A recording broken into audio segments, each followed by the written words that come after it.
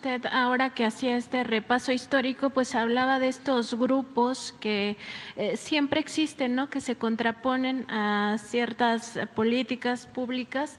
En el caso de más bien de la nacionalización del petróleo, pues hubo quienes, y decía, hay algunos que ni siquiera tienen pues afectación, ¿no? Pero hay otros que sí.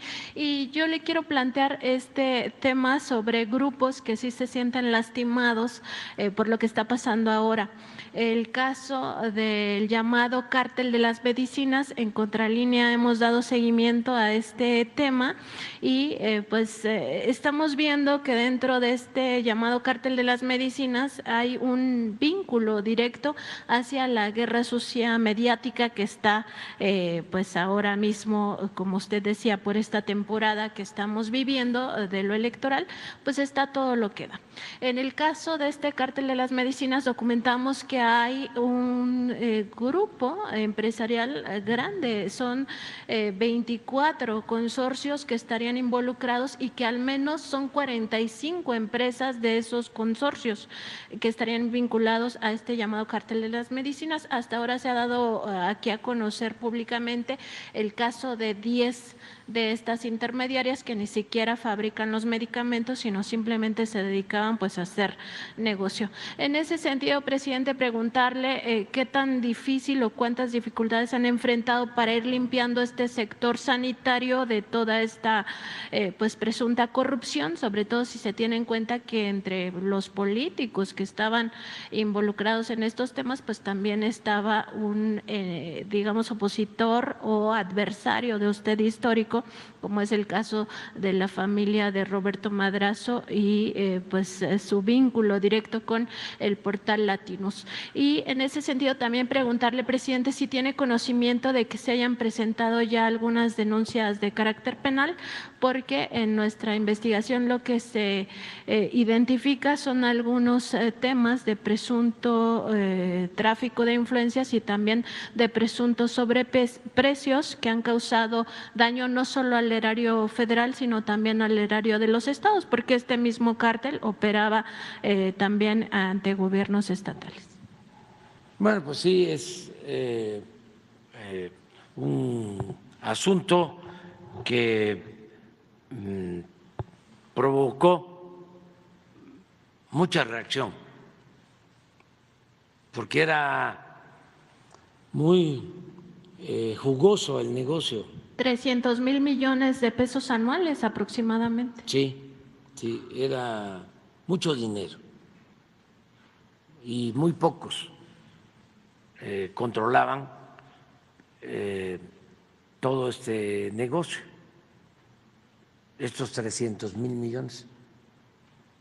Pues eran 10, 20, 30 empresas y habían políticos, o hay políticos ya ahora no quieren aparecer, pero eran políticos y llegaba hasta los medios de información. Era una red de componendas, de complicidades y apoyada desde el gobierno. Bueno, al grado de que no se podían comprar medicamentos en el extranjero. Ya ven que hay una institución que se llama la de la competencia, la COFESE, pero ahí no aplicaba. Se tenía que comprar los medicamentos en el país. Nos costó trabajo reformar la ley para poder comprar los medicamentos en cualquier país del mundo, porque ellos no tenían los medicamentos o los vendían muy caros o adulterados, sin control, porque también tenían el manejo de toda la regulación sanitaria de COFEPRIS. Era una mafia bien organizada. Entonces se quedaron muy molestos. Al final vamos nosotros a informar el día 9 de abril. Van a estar con nosotros los gobernadores, las gobernadoras, el director del Seguro Social, el secretario de Salud. Se va a informar de cómo vamos en el propósito que tenemos de garantizar el derecho a la salud. Vamos a informar el día martes 9 de abril, aquí, sobre eso. Entonces vamos avanzando, 23 estados, porque 9 los gobiernos estatales no aceptaron. 9 no aceptaron. Y hay, también lo puedo decir, hay cuando menos 3 excusas, pretextos o razones, argumentos, pero eso que cada quien lo interprete. Pienso que unos sostienen que van a hacerlo mejor que la unión esta de estados para federalizar la salud pública. Piensan que ellos lo pueden hacer mejor o lo están haciendo mejor. Lo segundo es que no les gusta, aunque parezca increíble, la gratuidad.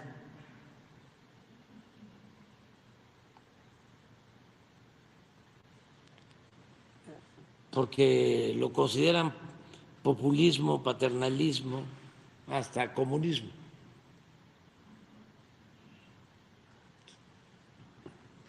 Ellos son de la idea que se debe de cobrar el servicio de salud, que tiene que haber la llamada cuota de recuperación. Y no les parece que lo que estamos planteando nosotros sea quitar las cajas registradoras de los centros de salud y de los hospitales y garantizar el derecho a la salud de calidad y de manera gratuita. Considerar que la salud es un derecho, no un privilegio. Pero hay un choque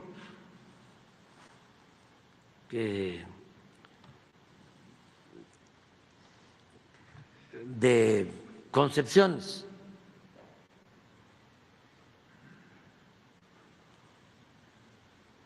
Ya hemos visto aquí cómo cuando planteamos que íbamos a aumentar las becas para que se capacitaran más médicos generales para la especialización de médicos generales, las asociaciones de médicos especialistas me mandaron una carta en contra,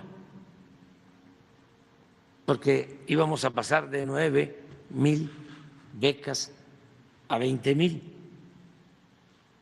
Y entonces en la carta me dicen que eso es imposible, que no tenemos capacidad en hospitales ni en las universidades para aumentar a ese número las becas y tener más especialistas. Increíble. No querían que hubiesen más cardiólogos, pediatras, que nos hacen falta. porque sí hay una herencia nefasta que nos dejó el periodo neoliberal, fue esa, que no tenemos los médicos en nuestro país, no tenemos los especialistas que requerimos, porque como querían poner la salud al mercado, como la educación, pues cerraron la posibilidad de que estudiaran los jóvenes que querían ingresar a las universidades y en especial a las escuelas de medicina, con la mentira, con el pretexto de que no pasaban el examen de admisión. Entonces eran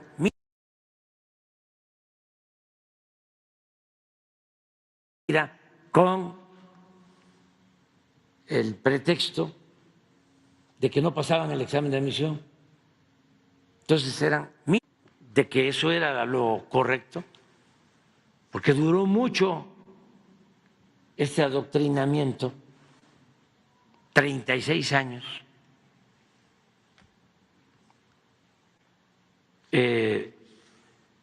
Se oponen, claro que no les hicimos caso. Y gracias a eso ya está saliendo la primera generación de médicos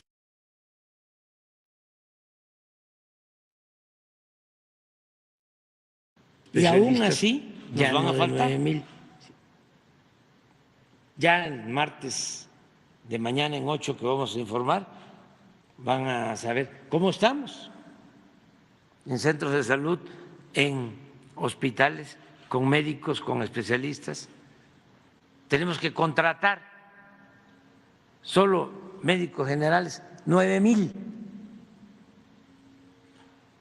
más. Y hay algo también especial, se tomó la decisión de que los que van a trabajar en hospitales rurales, porque es muy difícil que un especialista vaya pues a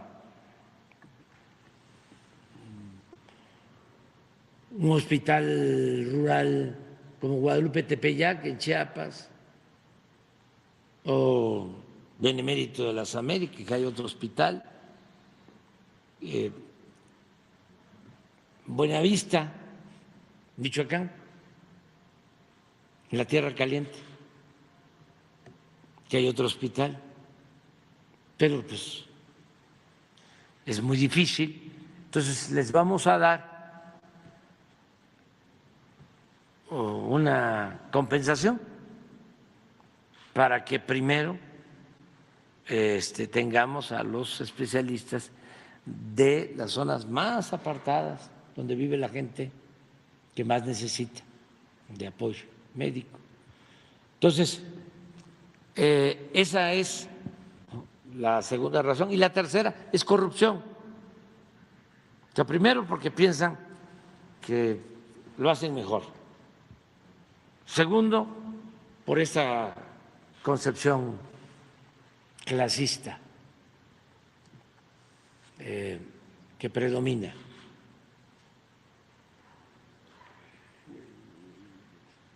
De llamar paternalismo a lo que se destina al pueblo y rescate o fomento lo que antes se destinaba a los potentados. Entonces, eso es lo segundo. Y lo tercero, corrupción. Se acaban de terminar afortunadamente los contratos de abasto de medicamentos en el sistema de salud pública del Estado de México. Increíble, las farmacias de los hospitales estaban subrogadas, privatizadas. Y sí, son todas esas empresas a las que haces mención. Y llegaba a los medios. Por eso el enojo, pero ¿qué hacemos? Es mejor que se enojen, ¿no? Que permitamos la corrupción.